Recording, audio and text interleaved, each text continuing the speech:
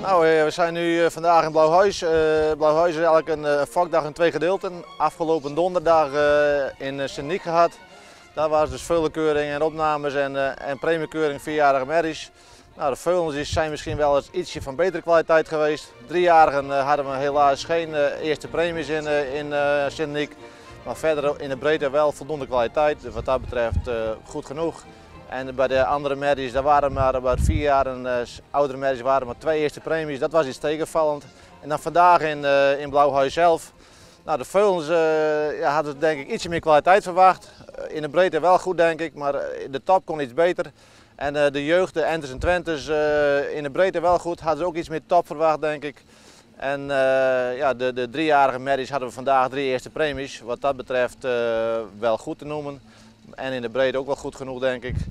En bij de oudere merries ja, was het een beetje middelmatig denk ik. Wel mooie kopnummers, maar over het algemeen kon misschien in die rubrieken het beenwerk ietsje correcter zijn.